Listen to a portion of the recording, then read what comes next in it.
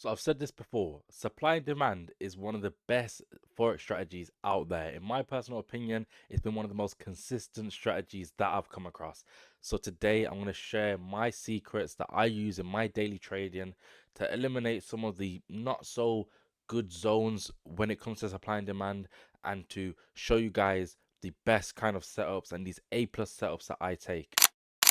Okay, so coming over to the chart, I have 6 setups for you guys, and I want to tell you guys what I like about these setups and what I don't like about these setups. The first thing that I want to speak about, the first rule and the first secret that I use to my supply and demand trading, is how does price reach your zone? Does it come straight to the zone, or does it kind of stutter and come up slowly and slowly? So for this example, we have a supply zone. If you don't know supply zone, we're looking for sells.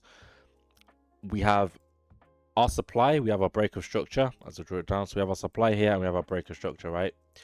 How does price come back to the zone? Does it come back quickly, or does it take its time to come back? In this case, 4 candles, it came down and it came back up straight to the zone. This is exactly what we're looking for. These setups right here would be an A plus setup for me. I don't think I took this setup in real life, but this would be an A plus setup for me. And if I saw this again, I probably would take this. It would be simple break of the candle entry, stop loss just above that candle high, and then I would either target here or I'd target a 1 to 2, but I'd probably target these liquidity areas right here, and that would just be a simple A plus setup. In this example, price doesn't reach the zone exactly how I want it to reach the zone. It doesn't come straight back down to the demand zone. As you can see, this is a demand zone, so we'd be looking for buyers in this scenario. It doesn't come back down straight to the demand zone how I would want it to. As you can see, it kind of staggers its way down, breaking structure back to the downside, breaking structure down. Now, the reason why I still showed this setup is because it did actually win. Me personally, I wouldn't have got into this trade just because of how it approached the zone. It looks like we're changing character and breaking structure, coming down to the zone. So that tells me that price isn't too sure that it's going to continue going back up for the demand, and it might come back down. So I wouldn't get into this setup personally, but it did still end up winning. So I just wanted to show you guys that even though I stick to these little secrets of supply and demand, doesn't mean that you you need this to be profitable, because the trades will still win. Some trades will still win. There's just a higher success rate and more consistency with the way that I do it. What I mean is, say price went up like this and then it came straight back down to this zone, and then we would have got a break of candle entry and it would have went back up. That's exactly what we're looking for. Up, creates these green candles, big bullish movement, and it comes back down, collects the buyers at the demand zone, and then it shoots straight back up. That's all we're looking for. When prices like this and it's coming down slowly and slowly and slowly and slowly, you don't really know if it's coming down to collect them buyers, or if sellers have just entered the market and sellers are just trying to push it back down.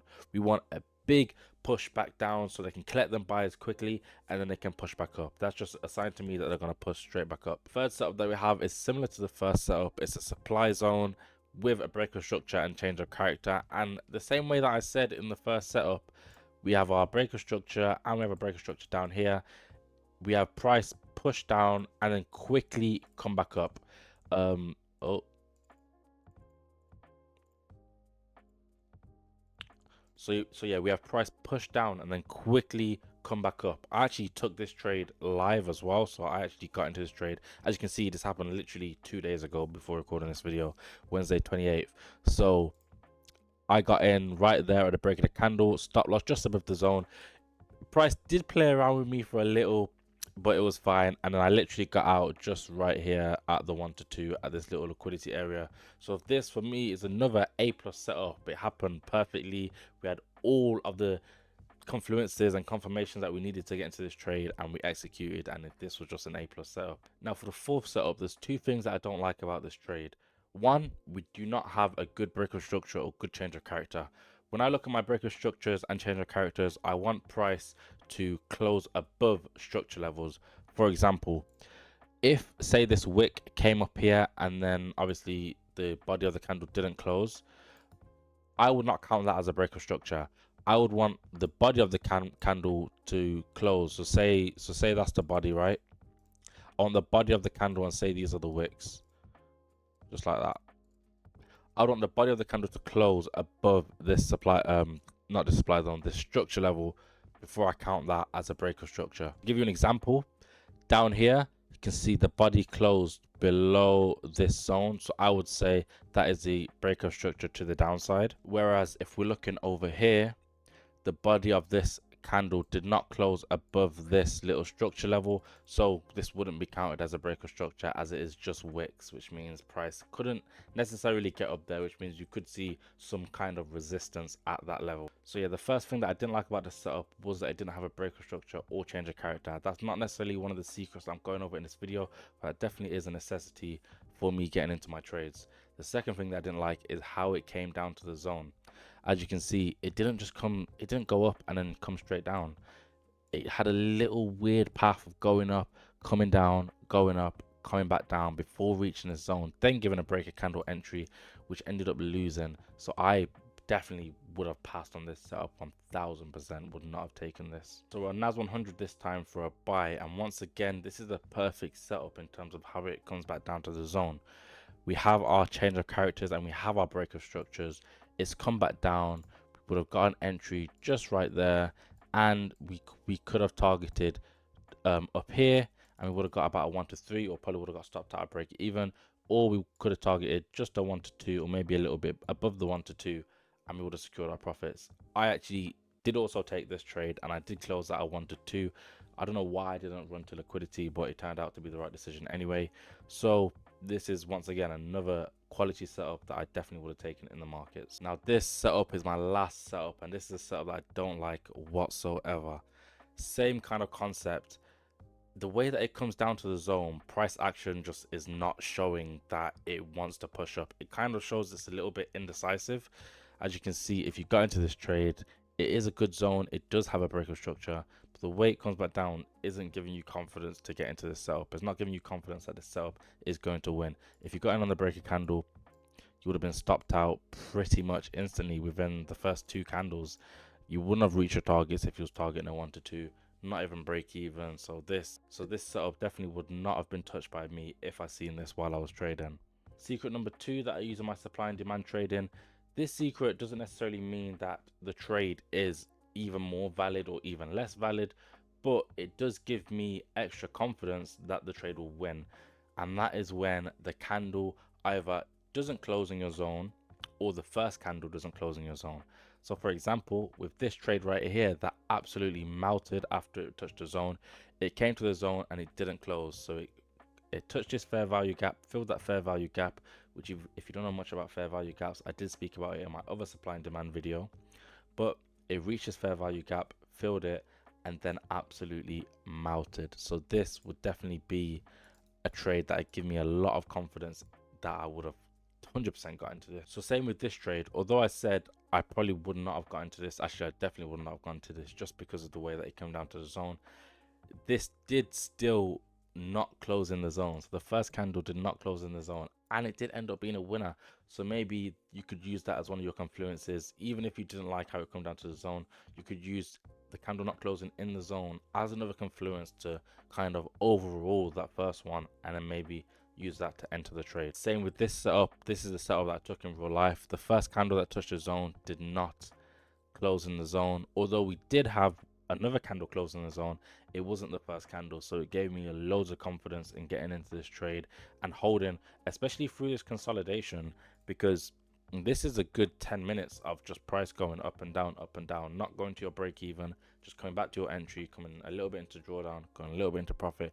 It was just about 10 minutes of that. So seeing that the candle didn't close in the zone, it does give you a little bit of more confidence to hold this trade, and it just helps your psychology a little bit, knowing that this does have a higher potential of winning. And with this demand right here, the first candle that touched the zone and filled that fair value gap did not close in the zone, and then this ended up being a really nice winner, which you could have held to a lot more than I did. So that one was pretty self-explanatory. So we're going to go into the third and final secret, and this one in my opinion is not necessarily the most important, but it is very important, because without this you could just be counter trend trading. And if you understand what I mean, it's trend trading.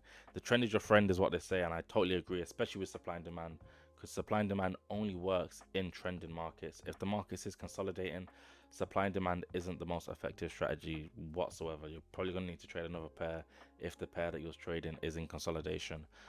But as I'm a scalper, I only care about the trend of that day or the trend since my session opened. I don't care about the weekly trend. I don't care about the monthly trend. I just care about what is the market doing right now. What has the market been doing for the past few hours, not necessarily on a long-term scale, because I'm only looking for these little micro moves to get in and out. Overall trend is going to be the overall trend. I just want these little micro trends to get my small pips and get out. This one is technically, I would say, is counter trend because the past day, actually, no, I wouldn't say this is any. I would say this is more in consolidation because the past day was around this area right here. So from there, you can't really see that price has been going up or down. It's kind of just been in consolidation. So the trend doesn't really help you decide whether this is going to be a good trade or not. So you kind of just have to go your guts with this trade. And if you've seen setups like this before, you know, okay, I don't mind taking this risk. Like I've seen this setup win before. I don't mind taking this risk. Okay, so with this trend, like I said, I didn't like this setup just because of the way it came down to the zone. But we do have another confluence on top of the candle not closing in the zone, and that is that this is actually going with the trend. It doesn't take a genius to see that since the day has started around here, what has price been doing? Price has been going up. So what is price probably going to do for the rest of the day? It's probably going to go up because it looks like it's a bullish day. So like this could have been another confluence or another counter confluence for these guys to take this trade because it did end up winning. Once again, I probably still wouldn't have taken this trade because how price comes down to the zone is a big enough put off for me to take a trade than anything else, which would put me on to taking the trade again, if you understand what I'm trying to say with that. Same with this trade that I took a few days ago. This was absolutely beautiful in terms of the trend. As you can see, from the day started, gold has just been shooting down. So I was realistically only looking for sells for this entire day, and I got my sell and I was able to secure a nice position. So like I say, the trend is your friend. Follow the trend. Obviously, I do have to say, if it looks like price is going in an upside direction, so you're having your change of characters, you're having your breaker structures, and price is just continuing to push up. For example, say we had this little ish situation right here, and then price is going like this, and then it's going like this, and it's breaking structure and it's breaking character, and you have your demand zone right there, and it comes back down. Now you can say, yeah, well, all day it's been going down, but look what structure is doing right now. Structure is going up. Price is telling you that it wants to go up. So don't just follow the trend. Only follow the trend if it looks like it's going to continue in that direction.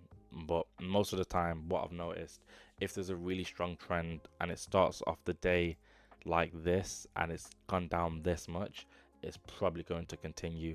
And then what I've noticed as well is the next day it's probably going to do the complete opposite. So if it was bearish one day, it might be bullish the next day to kind of recover all them pips that it gave the market. Same with our terrible setup here. What There's many things that I didn't like about this setup. Another thing that you can add to it is price has been going down. This is clearly a downtrend as well. Like I said though, after this setup happened and this setup lost, price actually started pushing up. Like price literally started pushing up since that setup. So just because the trend is going down doesn't necessarily mean that you only need to take sells. Just because the trend is bullish doesn't necessarily mean that you only need to take buys. It's just a little extra confirmation or little extra confluence that you can use in your favor. So that's pretty much it with my secrets of supply and demand. Obviously I've got a lot more in the book that I use when I'm live trading, but that's just the three that are most common and come up the most and recur most in the setups that I take. If you want to learn more about supply and demand, I have another video breaking it down a little bit more where I talk about fair value gaps, how to identify good supply and demand zones. But that's going to be it from me from today. Make sure to like, comment, subscribe, and my Instagram is on the screen if you need to message me or speak about absolutely anything. Any questions you have, my DMs are open and I'm happy to help you all.